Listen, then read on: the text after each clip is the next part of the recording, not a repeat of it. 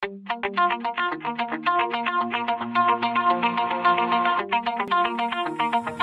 så er vi tilbage. Da vi filmede før, så da jeg kortede, så gad den ikke lige optog lyden. Så vi har bare filmet i 20 minutter, og så er den bare ikke optaget lyden. Sådan lidt irriterende. Sådan her er vi igen, og fortæl lige hvad vi har fået bygget siden.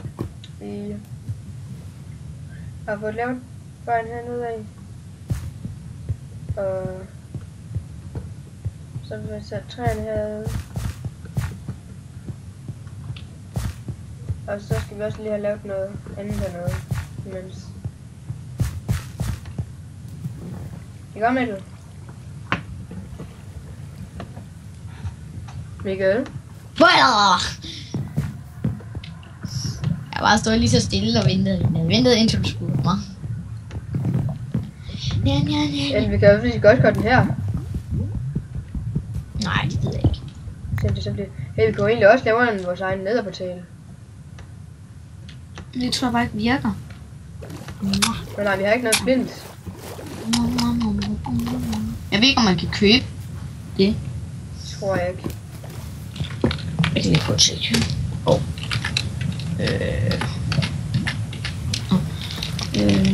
Spawn. Så lad os lige tjekke. Sådan en partydræber, mand. Nope. Der er ikke noget der, ikke noget der, ikke noget der, der. Heller ikke noget der, heller ikke noget der, der, der. Heller ikke noget der. Nej, man kan ikke købe flint.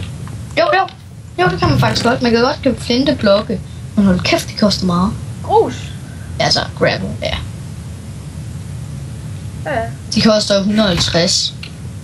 Hvor stor procent er det ved, hvor vi får et flint af dem. Vi kan bare hugge den igen, jo. Nå ja, det er jo rigtigt. Oj, jeg er dum.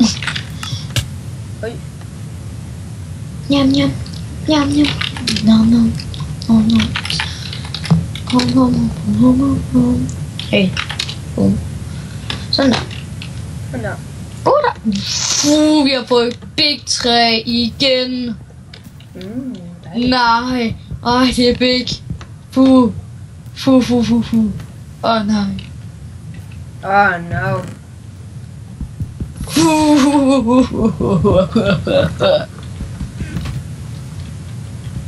Så kommer vi lige sådan lidt. Sådan der.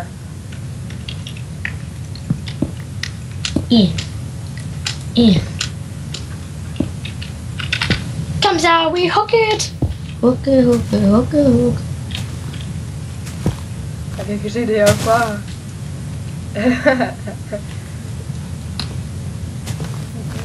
Hjælp mig.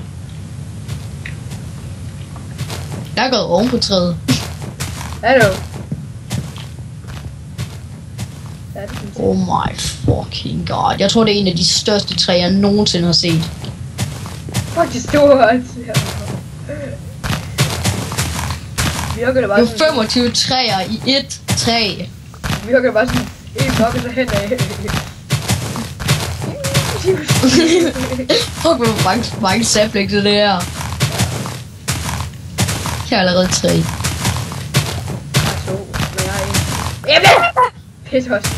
Nom. Hey. Nom. Kig på mig. Nom. Der er et stykke træ her.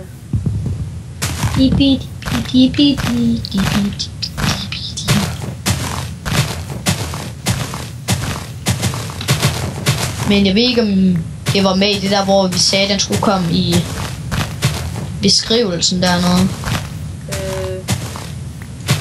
Jo, det var det vist. Okay, men hvis det ikke var det, så bare så siger vi, at vi får den der søde sang ind i. Okay, ja. Det er en blød sød sang. Blød sød, meget sød sang. Man kan være bungee jumping bare med nogle elastik.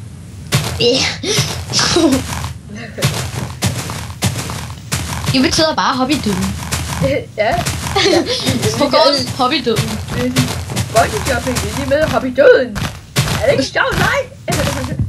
Det lyder meget sjovt, det vil jeg prøve.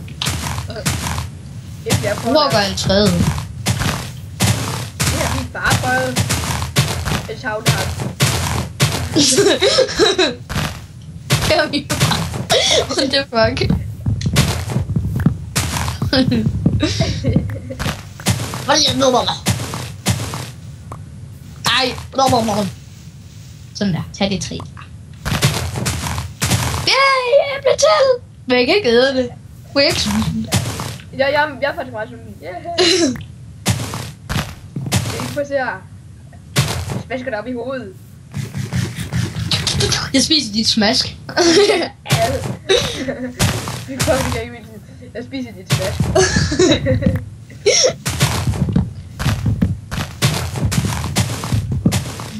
Ja.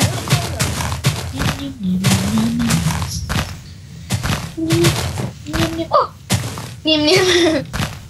Wow! Æble! Smask dig ud igen.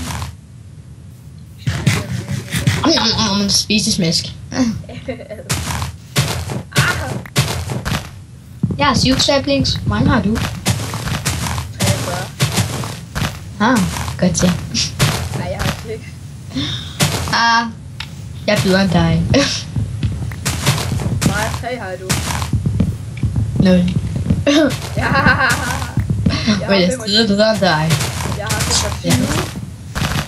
Jeg er bedre til dig end at køre bil. Kør bil. Ja. Nej, Ja, nemlig.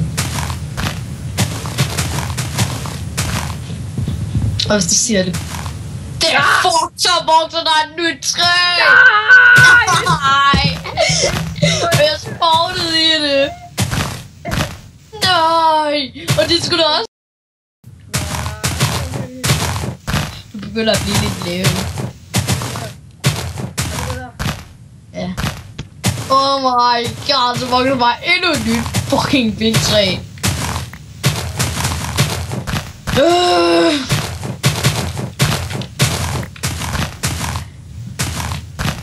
Jeg er bare et æble. Det er bare også.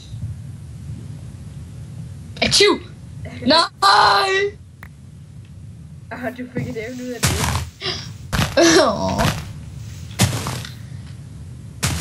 Nogle af mine venner synes bare, det er fucking sødt, når jeg begynder at gøre sådan noget. Det lyder også. Nej! Ved du? Jeg overlevede. Ja, men jeg overlever. Døde du så? Døde du? Ja, Men men jeg overlevede. ja. Men jeg overlevede. Gud, har jeg døde nu.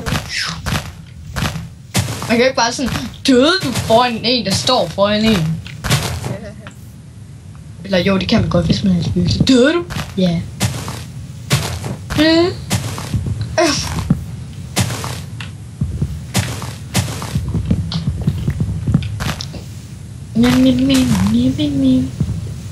Christian!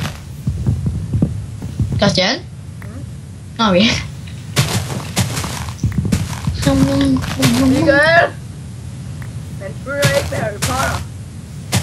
Undskyld.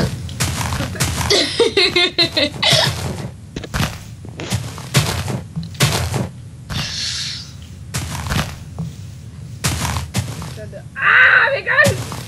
Se! Hjælp! Ja, det er på plads, jeg begynder at file. Hjælp mig, jeg sidder fast! Ja. Det er sådan en sapling. Wow, what the Det er samlet en sapling, så var der 4 i den, så jeg fik lige Der er 2. spottet 3 mere hernede. Det blev jungletræer, det. Ja, det er jo jungletræer, vi har overgået. Ja, Det er sgu næsten lige så store som jungletræer.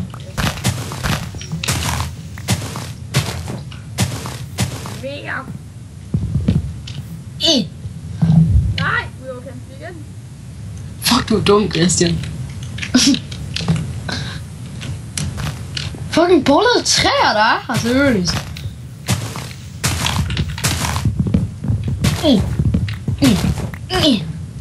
Die, little bitches. Nej, hej, Christian.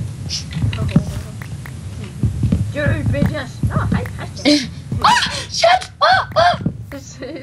Du hiver jo ikke bare ned.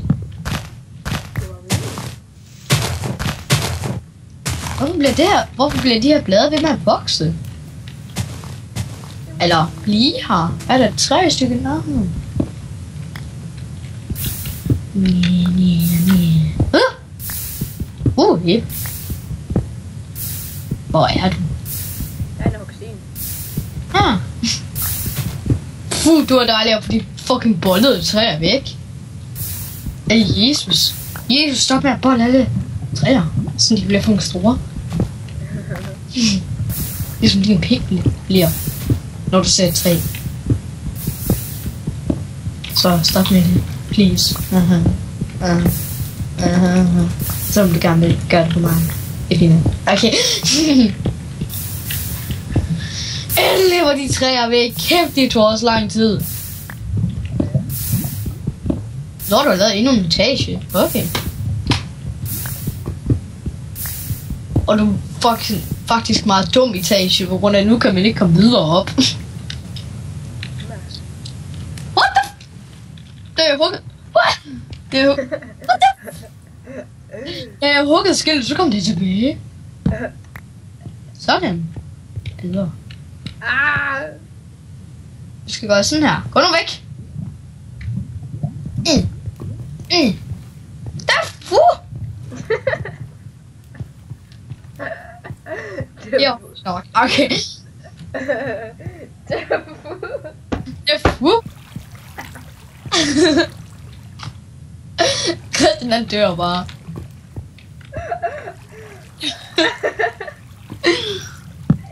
Jeg mener, det var sådan dafu. Det betyder jo fuck. Mu. Nej, jeg sagde fu, ikke mu. Ja, det vil jeg godt. Prøv at tænke sådan.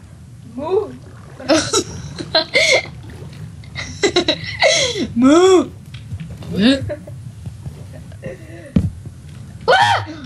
Ja, perfekt. Så må man gøre sådan her. Herop. Og så gør sådan her. Huja! Huja! Jeg ved ikke, at du man kan gøre sådan her. Moo! Man kunne også bare gøre sådan her. Ja, I got it! Woohoo! Gjorde du? Jo, jeg gjorde det. Hvad fuck kan du gøre det? Er du sikker på, at der er lyd lige nu? Lyd? Ja. Good. Whee! Hej. Kender, det skal bare være det Orsons wellness rum. Jamen, det håber jeg ikke. Det her. Ja. Det skal blive mega flot, det her nede her. Vi skal have et pejs hernede. Vi skal hugge noget sten. Så laver jeg også lige nu. Fanden kan ikke komme op. Trykker du? Ja. Jeg hører din ikke trykker. Fuck, det lækkede der. Hvor tror jeg ikke, hvad han sagde.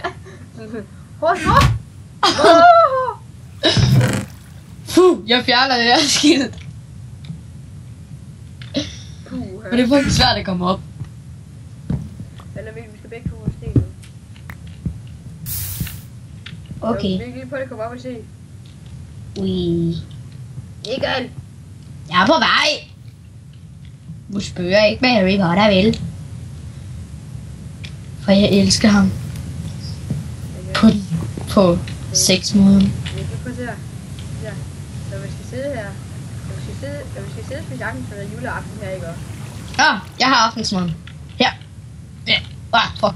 I miss. Fuck. Ikke alligevel. Her. Okay. Nej. Det er ikke maden. Det er min. Nej. Det er lavet med dem. Det er lavet med dig. No. Støj med dig. Yeah.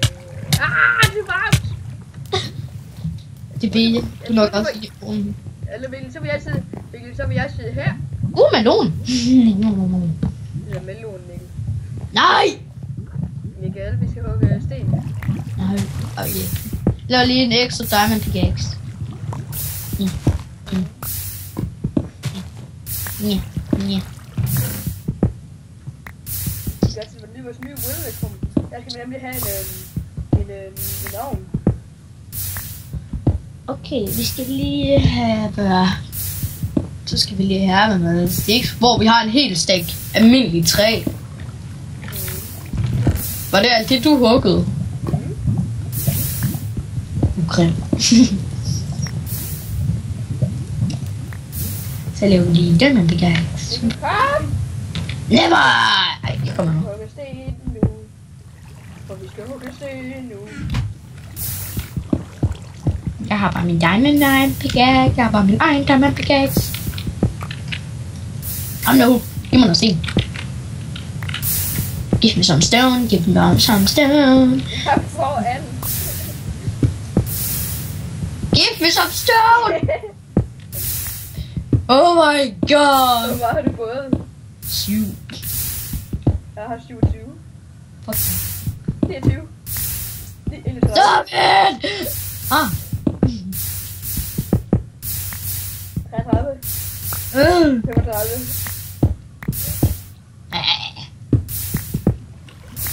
36.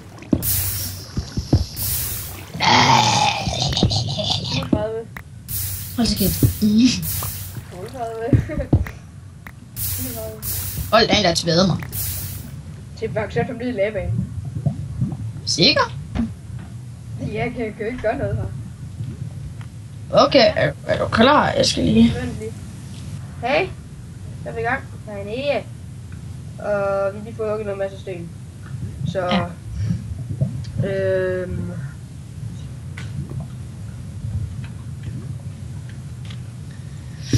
Ja. Ja. Hvor... Jeg giver dig bare mit sten. Ja. Tak. Jeg kan hugge vores træ her nu.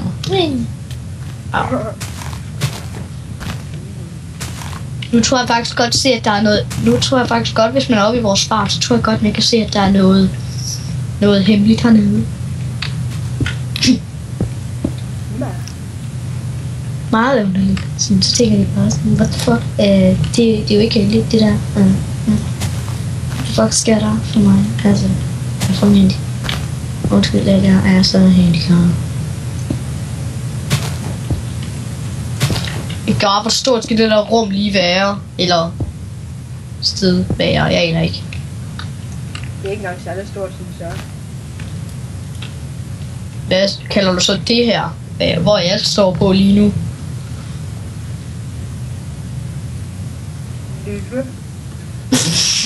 Lille.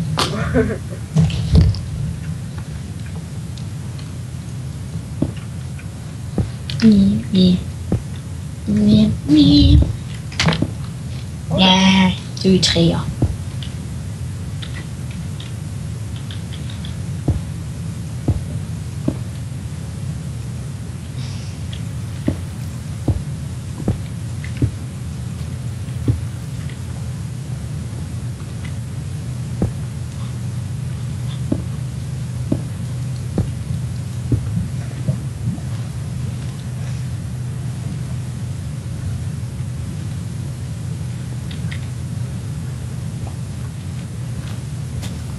Men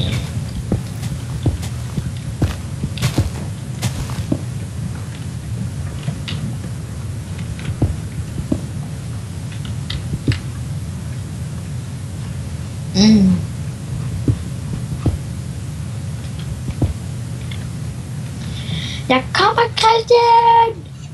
Peters.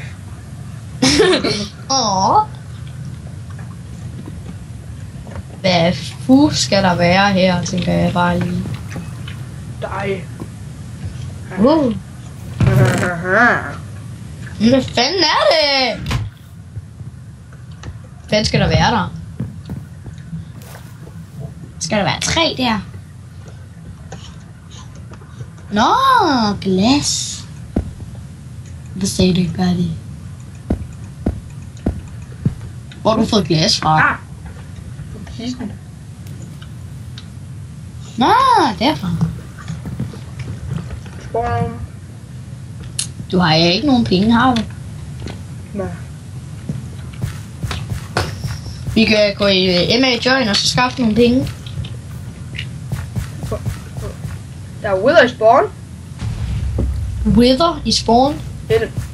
Ej, jeg tror du kan nå mega langt ned i mob-arenaen til Wither. Fordi der... Hvis du går... der er en spawn... Wither i spawn, seriøst. Smadrer den andre. Nej, jeg så den lige.